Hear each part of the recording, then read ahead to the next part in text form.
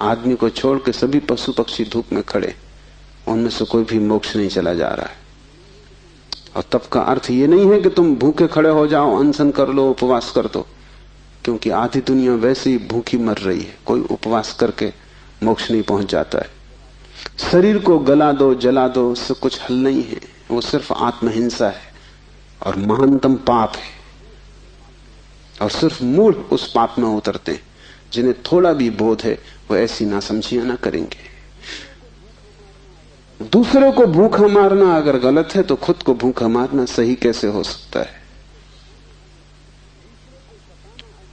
दूसरे को सताना अगर हिंसा है तो खुद को सताना अहिंसा कैसे हो सकती है? सताने में हिंसा है, किसको तुम सताते हो इससे क्या फर्क पड़ता है? जो हिम्मतवर है वो दूसरे को सताते हैं, जो कमजोर है वो खुद को सताते हैं। क्योंकि दूसरे को सताने में एक खतरा है, दूसरा बदला लेगा।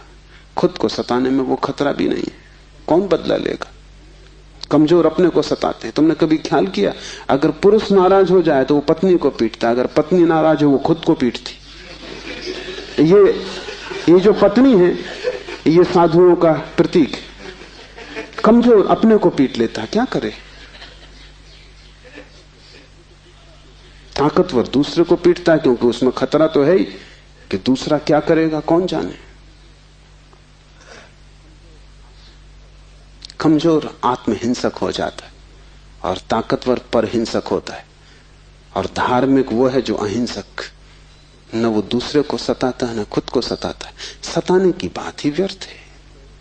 तपस्या का अर्थ है कि तुमने ये सत्य स्वीकार कर लिया कि तुम अकेले हो, कोई उपाय नहीं है संगी साथी का।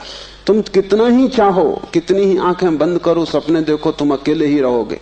जन्मों जन्मों से तुमने घर बसाए, परिवार बसाए, मिटाए, लेकिन तुम अकेले ही रहे हो। तुम्हारे अकेलेपन में रत्ती भर फर्क नहीं पड़ता। जिसने ये जान लिया, स्वीकार कर लिया कि मैं अकेला हूं, उसके लिए इंगित है इस सूत्र में चैतन्य आत्मा है।